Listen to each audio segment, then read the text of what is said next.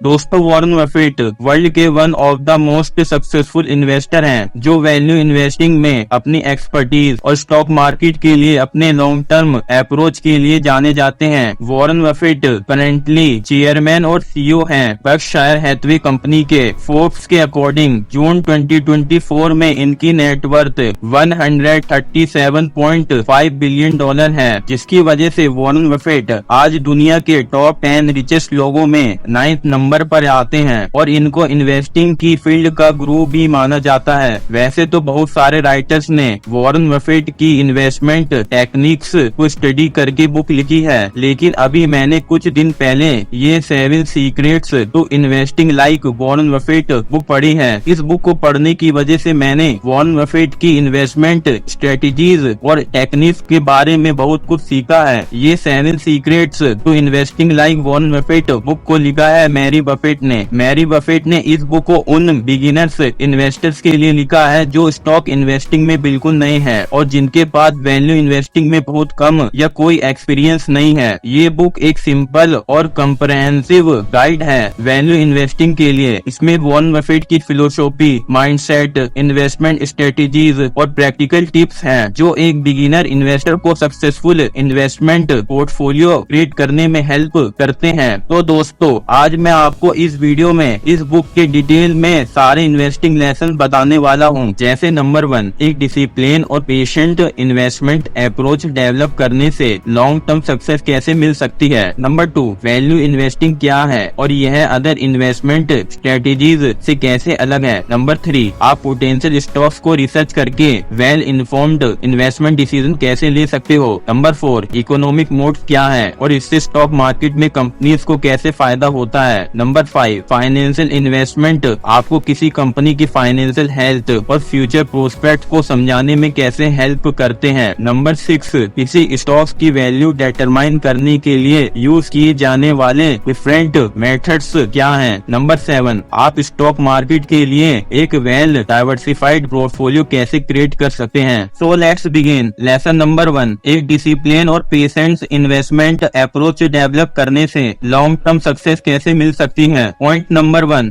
Focus on the fundamentals. Buffett का कहना है कि स्टॉक इन्वेस्टमेंट करने से पहले कंपनी की रियल कंडीशन को अच्छे से समझना बहुत ही ज्यादा इम्पोर्टेंट है। इसका मतलब है कि हमें मार्केट के शॉर्ट टर्म मूवमेंट, जैसे स्टॉक का प्राइस कितना बढ़ रहा है या कितना गिर रहा है, इस पर ध्यान नहीं देना चाहिए, बल्कि लॉन्ग टर्म में कंपनी का परफॉर्मेंस देखना चाहिए। जैसे कि कंपनी कैसे ऑपरेट हो रही है, कितना रिवेन्यू है और उस कंपनी का मैनेजमेंट कैसा है। Point number 2, avoid emotional. Buffett बोलते हैं इन्वेस्टर को फेयर या ग्रीड जैसे इमोशंस के बेस पर इन्वेस्टमेंट डिसीजन नहीं लेना चाहिए। इसके बजाय आपको एक स्मार्ट और डिसिप्लिन अप्रोच को फॉलो करना चाहिए जो लॉन्ग टर्म वैल्यू पर फोकस करते हैं, ना कि शॉर्ट टर्म फ्लक्चुएशन पे। Point number 3, stay patient. Buffett अपने इन्वेस्टमेंट में पेशेंट अप्रोच के लिए फेमस हैं। उन्होंने अपने इन्वेस्टमेंट को बहुत लॉन्ग टाइम तक होल्ड किया है, इसलिए आज भी उनकी वेल्थ कंटिन्यू एक्यूमुलेट हो रही है। बफेट बोलते हैं आपको अपने स्टॉक इन्वेस्टमेंट को लॉन्ग टर्म तक मेंटेन करना चाहिए। वो एक लॉन्ग टर्म इन्वेस्टर हैं और उनका मानना है कि लॉन्ग टर्म इन्वेस्टमेंट करने से इन्वेस्टर्स को ज्यादा अच्छे रिटर्न मिलते हैं, शॉर्ट टर्म मार्केट फ्लक्चुएशन पर फोकस करने से नहीं। लेसन नंबर 2, वैल्यू इन्वेस्टिंग क्या है और यह अदर इन्वेस्टमेंट स्ट्रेटेजीज से कैसे अलग है। Point number 1, value investing. Buffett के अकॉर्डिंग वैल्यू इन्वेस्टिंग का मतलब होता है स्टॉक्स या अदर फाइनेंशियल इंस्ट्रूमेंट्स को खरीदना जब उनका प्राइस उनकी रियल वर्थ यानी कि इंट्रिंसिक वैल्यू से कम हो। कंपनी की इंट्रिंसिक वैल्यू को उसके फंडामेंटल फैक्टर्स जैसे कि कंपनी कितना मनी जनरेट कर रही है, कंपनी कितना कैश फ्लो जनरेट कर रही है और उस कंपनी के पास कितने एसेट्स हैं, इस बेस पर डिटरमाइन किया जाता है। तो वैल्यू इन्वेस्टर इंट्रिंसिक वैल्यू से लो प्राइस पर एसेट्स जैसे स्टॉक और अदर फाइनेंशियल इंस्ट्रूमेंट को ढूंढते हैं जो इन फंडामेंटल्स बेस पर उनकी रियल वर्थ यानी इंट्रिंसिक वैल्यू से कम है। Point number 2, value investing other investment strategies से कैसे अलग है। Number 1, growth investing. Growth investor high growth potential वाली कंपनीज पर फोकस करते हैं, चाहे उनके शेयर का प्राइस पहले से ही ज्यादा हो। ये एक नए ब्रांड की जैकेट खरीदने जैसा है जिसके बारे में हर कोई बात कर रहा है, चाहे वो जैकेट एक्सपेंसिव क्यों ना हो। Number 2, momentum investor. Momentum investor उन स्टॉक को खरीदते हैं जिनका प्राइस पहले से ही इंक्रीज हो रहा है और ये उम्मीद करते हैं कि ये स्टॉक का मोमेंटम कंटिन्यू इंक्रीज होता रहेगा, जैसे कि ट्रेंड में चल रही जैकेट खरीदना। Number 3, day trading. Day trader एक ही दिन में कई बार स्टॉक्स खरीदते और बेचते हैं। ये लोग सिर्फ शॉर्ट टर्म प्राइस मूवमेंट पर फोकस करते हैं। ये किसी भी दिन के माइनर प्राइस फ्लक्चुएशन के बेसिस पर अलग अलग जैकेट खरीदने और बेचने जैसा है। On the other hand, value investor long term gains के लिए अंडर वैल्यूड स्टॉक खरीदते हैं और वो स्टॉक्स को थोड़े समय के लिए होल्ड करते हैं। उन्हें बिलीव होता है कि मार्केट धीरे धीरे एक कंपनी की इंट्रिंसिक वैल्यू को आइडेंटिफाई करेगा, जो कि उसकी रियल वर्थ होती है। जब मार्केट ये समझ जाएगा कि एक स्टॉक अंडर वैल्यूड है तो उसका प्राइस बढ़ेगा। लेसन नंबर 3, आप पोटेंशियल स्टॉक को रिसर्च करके वेल इन्फॉर्म्ड इन्वेस्टमेंट डिसीजन कैसे ले सकते हो। Step number 1, understand your investment goals and risk tolerance. Number 1, investment goals. अपने इन्वेस्टमेंट के थ्रू आपको अपने क्लियर और स्पेसिफिक गोल्स को डिफाइन करना होगा, जिन्हें आप अचीव करना चाहते हैं, जैसे कि retirement saving, buying a home, funding education, building wealth. Number 2, risk tolerance. Risk tolerance का मतलब होता है इन्वेस्टर की एबिलिटी और विलिंगनेस के साथ प्राइस फ्लक्चुएशन को हैंडल करना बिना स्ट्रेस या जल्दी डिसीजन लिए। Step number 2, understand the company core. Company के बिजनेस मॉडल, टारगेट मार्केट और जो प्रोडक्ट या सर्विस ऑफर करते हैं उनके बारे में डिटेल में स्टडी करो। साथ ही उसकी competitive landscape, future growth plans और जो पोटेंशियल चैलेंजेस को फेस कर सकती हैं उन पे भी रिसर्च करो। ये सब कंपनी की ओवरऑल हेल्थ और लॉन्ग टर्म प्रोस्पेक्ट इवेल्युएट करने के लिए इम्पोर्टेंट है। Step number 3, financial strength and performance. Company की फाइनेंशियल स्टेटमेंट को एनालाइज करना बहुत इम्पोर्टेंट है, स्पेशली एनुअल 10 की रिपोर्ट जो सिक्योरिटीज एंड एक्सचेंज कमीशन के साथ फाइल होती है। कुछ मैट्रिक्स जैसे revenue growth, profitability, earning per share, debt levels और कैश फ्लो को देखना चाहिए। फाइनेंशियल न्यूज वेबसाइट्स और ब्रोकरेज प्लेटफॉर्म आपको कंपनी की फाइनेंशियल स्टेटमेंट्स को समझने में बहुत हेल्प कर सकते हैं। Step number 4, industry and market trends. Company की इंडस्ट्री को ओवरऑल रिसर्च करो, क्या वो ग्रो हो रही है या श्रिंक हो रही है। मेजर ट्रेंड्स और रेगुलेशन का पता लगाओ जो इंडस्ट्री के फ्यूचर को इम्पैक्ट कर सकती है। ब्रोडर मार्केट कॉन्टेक्स्ट को समझना एक मार्केट की पोजीशन को उसके इकोसिस्टम के अंदर एसेस करने में हेल्प करता है। Step number 5, analysed opinions and news. Analysed report जो कि रेप्यूटेड फर्म्स से आते हैं वो स्टॉक्स के लिए वैल्यूएबल इंसाइट और प्राइस टारगेट प्रोवाइड कर सकते हैं। ये रिपोर्ट्स फंडामेंटल्स एनालिसिस और मार्केट रिसर्च पर बेस्ड होती हैं और आपको ये समझने में मदद कर सकती हैं कि किसी कंपनी का स्टॉक कितना वैल्यूएबल है और उसका फ्यूचर क्या हो सकता है। लेकिन ये याद रखना जरूरी है कि एनालाइज्ड रिपोर्ट गारंटीज नहीं है। लेसन नंबर 4, इकोनॉमिक मोड क्या है और इससे स्टॉक मार्केट में कंपनीज को कैसे फायदा होता है। इकोनॉमिक मोड का मतलब होता है जो कम्पिटिटिव एडवांटेजेस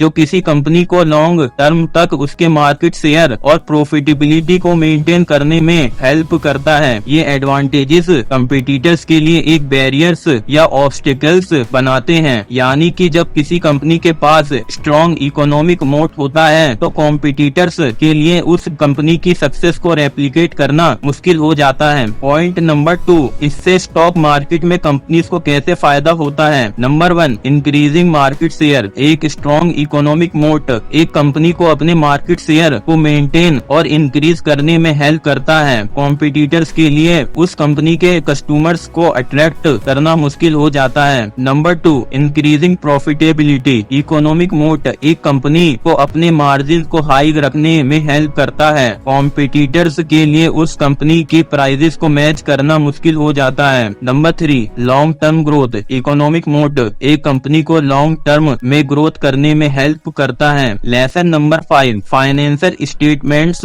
आपको किसी कंपनी की फाइनेंशियल हेल्थ और फ्यूचर प्रोस्पेक्ट्स को समझाने में कैसे हेल्प करते हैं। Point number 1, balance sheet. Balance sheet एक फाइनेंशियल स्टेटमेंट है जो एक स्पेसिफिक पॉइंट इन टाइम पे कंपनी के एसेट्स, लायबिलिटीज और शेयर होल्डर इक्विटी को रिपोर्ट करता है। बैलेंस शीट्स इन्वेस्टर के लिए रिटर्न रेट्स कंप्यूट करने और एक कंपनी के कैपिटल स्ट्रक्चर को इवेल्युएट करने का बेस प्रोवाइड करता है। की points of balance sheet. Number 1, assets. ये वो रिसोर्सेज होते हैं जो कंपनी के पास होते हैं, जैसे कैश, इन्वेंटरी, प्रॉपर्टी और इन्वेस्टमेंट्स। Number 2, liabilities. ये कंपनी के डेट और रेस्पॉन्सिबिलिटी को रिप्रेजेंट करते हैं, जिसमें लोन्स, अकाउंट्स पेबल और एक्यूरेट एक्सपेंसेस शामिल होते हैं। Number 3, share holders equity. Assets और लायबिलिटी के बीच का डिफरेंस जो शेयर होल्डर्स के ओनरशिप इंटरेस्ट को दिखाता है कंपनी में। Example of balance sheet.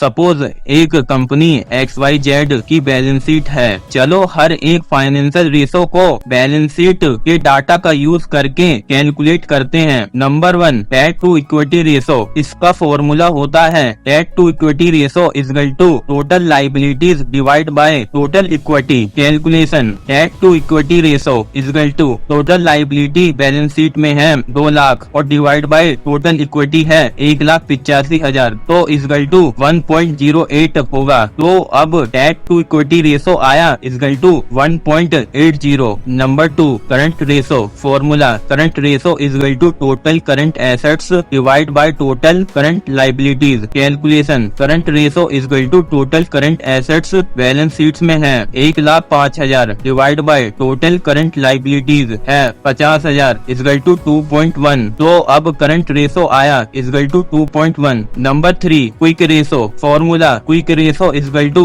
Total current assets minus inventory divide by total current liabilities. Calculation. Quick ratio equal to total current assets है 1,05,000 माइनस इन्वेंटरी है 20,000 divide by total current liabilities है 50,000 equal to 1.7। तो अब quick ratio आया equal to 1.7। Number 4, debt ratio. Formula debt ratio equal to total liabilities divide by total assets. Calculation. Debt ratio equal to total liabilities है 2 lakh divide by total assets है 3,85,000 equal to 0.52। तो अब debt ratio आया equal to 0.52। Number 5, equity ratio. Formula equity ratio equal to total equity divide by total assets. Calculation. Equity ratio total equity है 1,85,000 divide by total assets है 3,85,000 equal to 0.48। तो अब equity ratio आया equal to 0.48। Number 6, net worth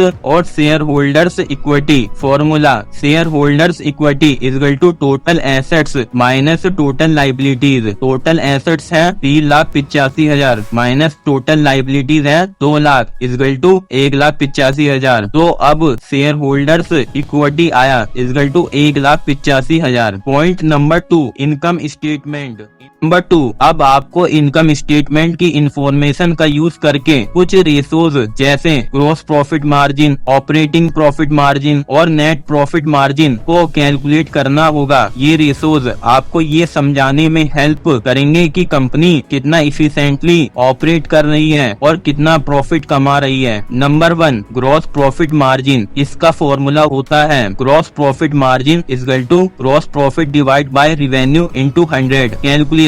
gross profit margin equal to 2,50,000 divide by 5 lakh into 100 equal to 50%। तो अब gross profit margin है equal to 50%। Number 2, operating profit margin. Formula operating profit margin equal to operating income divide by revenue into 100। Calculation. Operating profit margin equal to 1 lakh divide by 5 lakh into 100 equal to 20%। तो अब operating profit margin है equal to 20%। Number 3, net profit margin. Formula net profit margin equal to net income divide by revenue into 100। Calculate net profit margin equal to 65,000 divide by 5 lakh into 100 equal to 13%। तो अब net profits हैं equal to 13%। Point number 3, cash flow statement. Stock market में cash flow statement एक financial statement है जो ये बताता है कि एक स्पेसिफिक पीरियड ऑफ टाइम में कंपनी के पास कितना कैश आया और कितना बाहर गया। इस स्टेटमेंट को 3 कंपोनेंट्स में क्लासिफाई किया गया है। Number 1, operating activities. ये सेक्शन दिखाता है कि कंपनी के मेन बिजनेस से कितना कैश इनफ्लो होता है और कितना आउटफ्लो होता है। इसमें transaction related to the sale of goods and services, payment to suppliers, employ salaries, taxes paid and other day to day operating expenses include होते हैं। Number 2, investing activities. ये कैश फ्लो स्टेटमेंट का वो section है जो long term assets और cash flows related to the purchase को record करता है। इसमें जैसे investment in property, plant and equipments, acquisition और sales of other businesses, purchase और sales of marketable securities and any loans made to और received from other entities include होते हैं। Point number 3, financing activities. ये सेक्शन कंपनी के financing activities जैसे raising capital और repaying debt से related cash flow का हिसाब रखता है। इसमें जैसे issue of shares, issuance of bonds, issuance of stock, taking out loans, repayment of loans, payments of dividends, lease financing, share repurchases, date restructuring include होते हैं। Example of cash flow statement. एक ABC company का cash flow statement for the year ended December 2023 है। Cash flow statement को कैसे read करें? Number 1, सबसे पहले आपको ऑपरेटिंग कैश फ्लो सेक्शन पर फोकस करना होगा। नंबर 2, इन्वेस्टिंग एक्टिविटीज सेक्शन में कंपनी के लॉन्ग टर्म इन्वेस्टमेंट डिसीजन को देखना होगा। नंबर 3, फाइनेंसिंग एक्टिविटीज सेक्शन में कंपनी के फाइनेंसिंग डिसीजन को देखना होगा। नंबर 4, कैश फ्लो स्टेटमेंट को बैलेंस शीट और इनकम स्टेटमेंट के साथ कंपेयर करना होगा। नंबर 5, कैश फ्लो स्टेटमेंट को एक ट्रेंड के तौर पर देखना होगा। कंक्लूजन, इन्वेस्टिंग एक्टिविटीज सेक्शन एक इम्पोर्टेंट फाइनेंसिंग स्टेटमेंट है जो इन्वेस्टर को ये समझने में हेल्प करता है कि कंपनी अपने लॉन्ग टर्म एसेट्स में कैसे इन्वेस्ट कर रही है और ये इन्वेस्टमेंट कंपनी की फ्यूचर ग्रोथ में कैसे रोल परफॉर्म कर रही है। लेसन नंबर 6, किसी स्टॉक्स की वैल्यूएशन डिटरमाइन करने के लिए यूज की जाने वाले डिफरेंट मेथड्स क्या हैं? स्टॉक वैल्यूएशन का काम होता है कंपनी के स्टॉक की इंट्रिंसिक वैल्यू यानी कि थ्योरेटिकल वर्थ डिटरमाइन करना। स्टॉक वैल्यूएशन एक ऐसा प्रोसेस है जिसमें कंपनी के फाइनेंशियल स्टेटमेंट, इंडस्ट्री ट्रेंड्स और फ्यूचर प्रोस्पेक्ट को एनालाइज किया जाता है ताकि ये पता लगा सके कि उसके स्टॉक की कितनी वैल्यू है। ये स्टॉक वैल्यूएशन इन्वेस्टर्स के लिए बहुत इम्पोर्टेंट है क्योंकि ये उन्हें ये डिसाइड करने में हेल्प करता है। जैसे नंबर 1, क्या कोई स्टॉक ओवरप्राइस्ड है या अंडर वैल्यूड? नंबर 2, क्या कोई स्टॉक में इन्वेस्ट करना चाहिए या नहीं? नंबर 3, क्या किसी स्टॉक को सेल करना चाहिए या नहीं? स्टॉक की वैल्यूएशन निकालने के लिए कई मेथड्स हैं जिनमें से कुछ सबसे कॉमन है। Number 1, grams net method. Net method जो बेंजामिन ग्राम ने डेवलप किया था एक वैल्यू इन्वेस्टिंग स्ट्रेटेजी है जो उन कंपनीज पे फोकस करती है जो अपनी नेट करंट एसेट वैल्यू से कम प्राइस पर ट्रेड कर रही है। बेसिक आइडिया ये है कि ये स्टॉक्स अंडर वैल्यूड हैं क्योंकि इनके पास कैश, इन्वेंटरी और रिसीवेबल्स जैसे एसेट्स हैं और शॉर्ट टर्म डेट कम है। Step by step explanation of the net method. For example, एक कंपनी XYZ बैलेंस शीट है। स्टेप नंबर 1, सबसे पहले आपको टोटल करंट एसेट्स को कैलकुलेट करना होगा। बैलेंस शीट में टोटल करंट एसेट्स है 1,40,000 रूपए। स्टेप नंबर 2, अब आपको टोटल लाइबिलिटीज को कैलकुलेट करना है। बैलेंस शीट में टोटल लाइबिलिटीज है 60,000 रूपए। Step number 3, calculate net current assets value. इसका फॉर्मूला होता है net current assets value equal to total current assets minus total liabilities. Net current assets value equal to total current assets है 1,40,000 रूपए minus total liabilities है 60,000 रूपए तो equal to होगा 80,000 रूपए। तो नेट करंट एसेट वैल्यू है 80,000 रूपए। Step number 4, assume market price per share and outstanding shares. आइए मान लेते हैं XYZ कंपनी के पास 10,000 आउटस्टैंडिंग शेयर्स हैं और कंपनी के स्टॉक का करंट मार्केट वैल्यू 5 रूपए पर शेयर है। Step number 5, calculate market capitalization. Market capitalization का फॉर्मूला होता है market capitalization equal to share outstanding into market price per share. तो शेयर आउटस्टैंडिंग है equal to 10,000, market price per share है equal to 5 रूपए per share. Calculation, market capitalization capitalization equal to 10,000 into 5 equal to 50,000 रुपए। Step number 6, calculate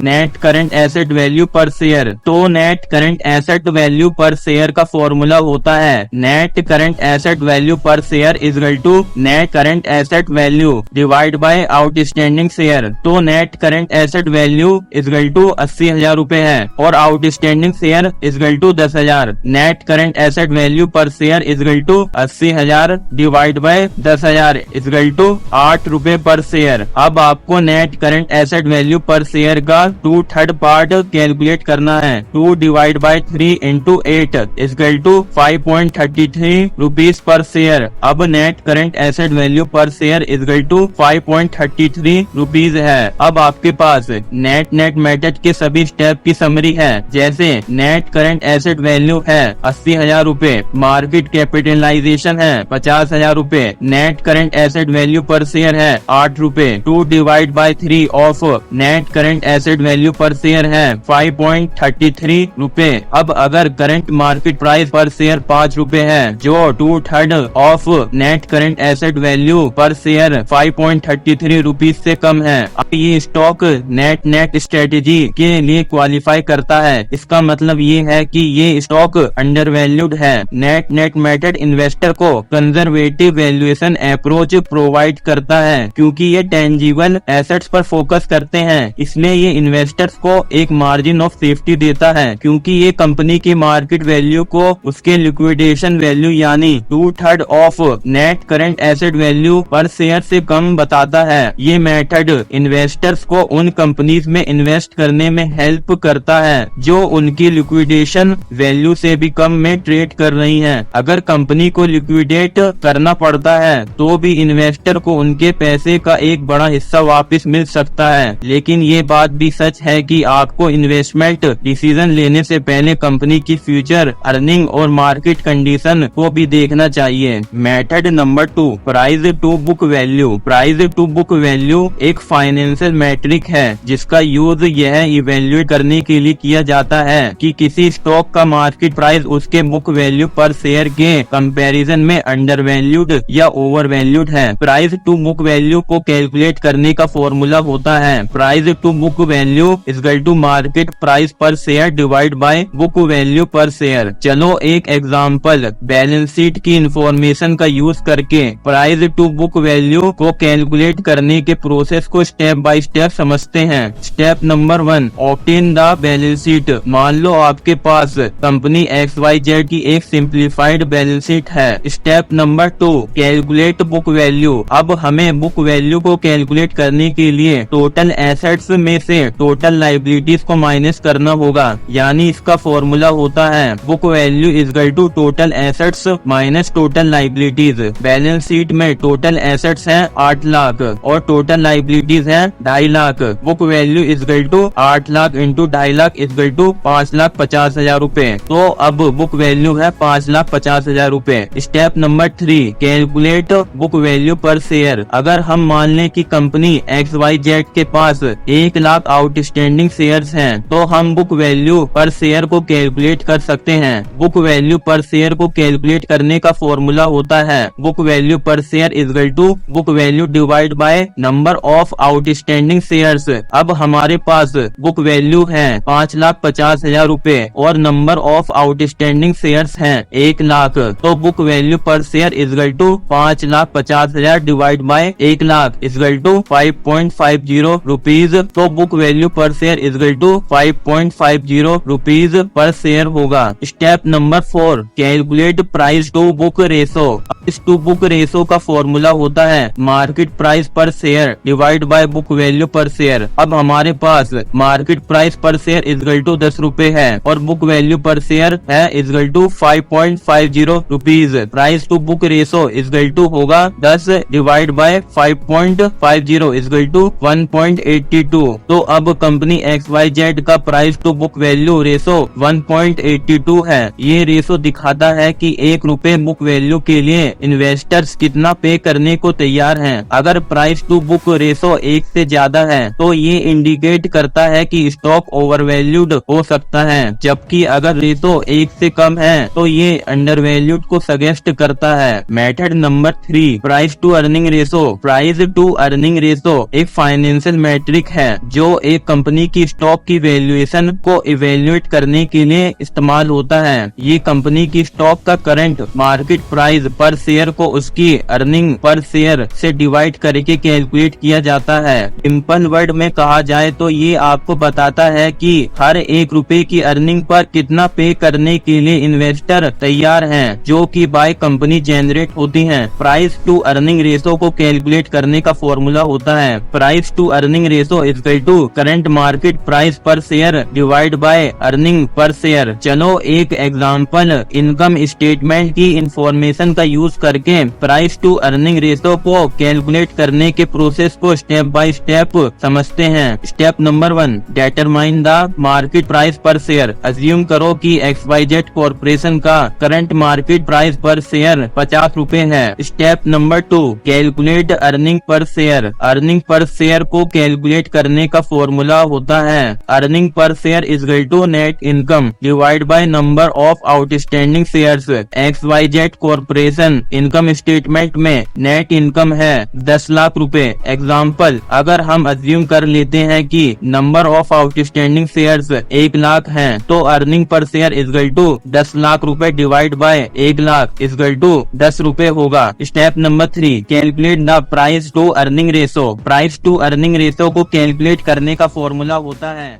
ratio is equal to market price per share divide by earning per share. XYZ corporation का price to earning ratio होगा 50 divide by 10 is equal to 5। तो method number 4, dividend yield. Dividend yield एक financial ratio है जो दिखाता है कि एक कंपनी अपने शेयर होल्डर्स को हर साल कितना डिविडेंड देती है उसके स्टॉक प्राइस के कंपैरिजन में। ये कैलकुलेट किया जाता है एनुअल डिविडेंड्स पर शेयर को करंट प्राइस पर शेयर से डिवाइड करके।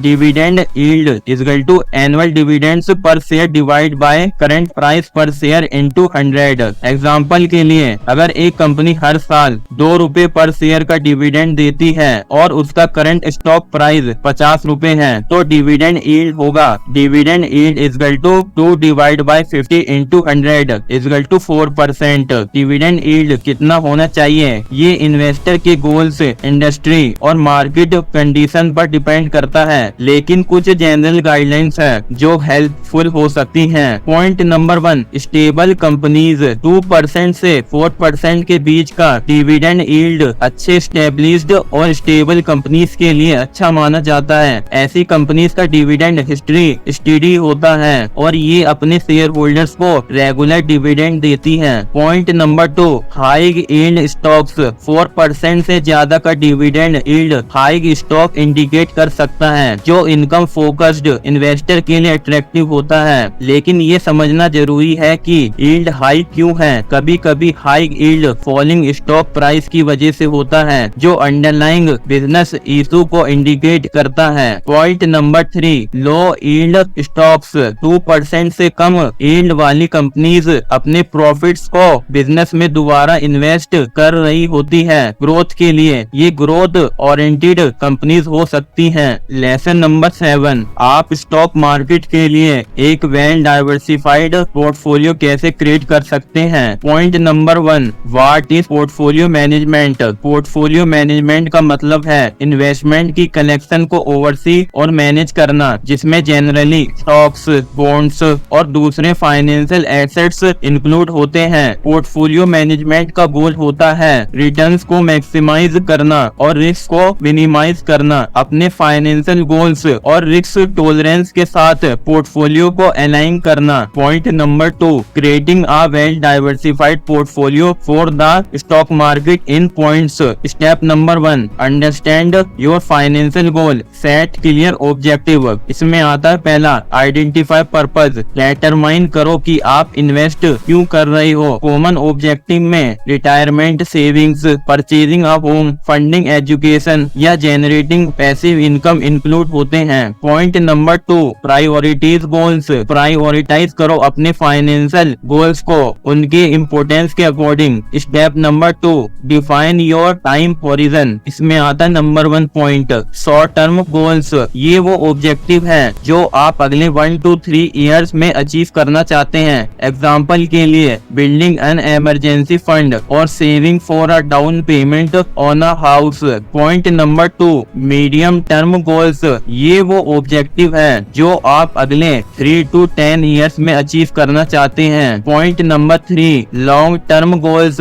ये वो ऑब्जेक्टिव है जो 10 साल से ज्यादा फ्यूचर के लिए सेट किए जाते हैं, जैसे रिटायरमेंट प्लानिंग या एक लेगेसी फंड एस्टेब्लिश करना। Step number 3, assets allocation. इसमें आता point number 1, decide assets mix. अपने इन्वेस्टमेंट को अलग अलग assets classes, stock, bonds, real estate etcetera में एलोकेट करो अपनी रिस्क टॉलरेंस और टाइम हॉरिजन के बेस पर। अब आता है पॉइंट नंबर 2, रीबैलेंस रेगुलरली। अपने पोर्टफोलियो को टाइम के साथ साथ एडजस्ट करो ताकि आपका डिजायर्ड एसेट एलोकेशन मेंटेन रहे। Step number 4, diversify with in stock. आपको लार्ज कैप, मिड कैप और स्मॉल कैप स्टॉक्स में इन्वेस्ट करना होगा। आपको इन्वेस्ट करने से पहले ये सब बातें आप ध्यान में रखना बहुत इम्पोर्टेंट है। नंबर 1, लार्ज कैप स्टॉक सबसे कम रिस्की होते हैं लेकिन उनके रिटर्न्स भी सबसे कम होते हैं। Number 2, mid cap stocks large cap stock से ज्यादा रिस्की होते हैं लेकिन उनके रिटर्न्स भी ज्यादा हो सकते हैं। नंबर 3, स्मॉल कैप स्टॉक्स सबसे ज्यादा रिस्की होते हैं लेकिन उनके रिटर्न भी सबसे ज्यादा हो सकते हैं। लेकिन अगर आप एक बिगिनर हैं तो लार्ज कैप स्टॉक्स में इन्वेस्ट करना एक अच्छा स्टार्टिंग पॉइंट हो सकता है। Point 4, sector and industries. आपको अपने इन्वेस्टमेंट को अलग अलग सेक्टर्स जैसे technology, health care, finance, customer staples companies, real estate में स्प्रेड करना एक बहुत ही अच्छा तरीका है अपने पोर्टफोलियो को डाइवर्सिफाई करने और रिस्क को कम करने का। जब आप अपने पैसे को कई सेक्टर में इन्वेस्ट करते हो तो किसी एक सेक्टर में बैड परफॉर्मेंस होने का असर आपके ओवरऑल पोर्टफोलियो पर कम पड़ता है। Step number 5, choose quality investment. इसमें आता है पॉइंट नंबर 1, रिसर्च कंपनीज। आपको strong fundamentals, good management and growth potential वाली कंपनीज में इन्वेस्ट करना होगा। Point number 2, mutual fund and ETFs। आपको कंसीडर करना होगा low cost funds and exchange traded funds को जो ब्रॉड मार्केट एक्सपोजर ऑफर करते हैं। Step number 6, monitor and review your portfolio. आपको अपने पोर्टफोलियो के परफॉर्मेंस को रिव्यू करना बहुत ही इम्पोर्टेंट है क्योंकि ये आपको ये पता लगाने में हेल्प करता है कि क्या आपके इन्वेस्टमेंट गोल्स और रिस्क टॉलरेंस के साथ आपका पोर्टफोलियो सही ट्रैक पर है या नहीं। Step number 7, stay informed and adaptable. आपको हमेशा मार्केट ट्रेंड्स और इकोनॉमिक इंडिकेटर्स के बारे में स्टे इन्फॉर्म्ड रहना होगा। तो दोस्तों आज की वीडियो में बस इतना ही। अगर ये वीडियो आपको पसंद आया तो इस वीडियो को लाइक करो और चैनल को सब्सक्राइब करो।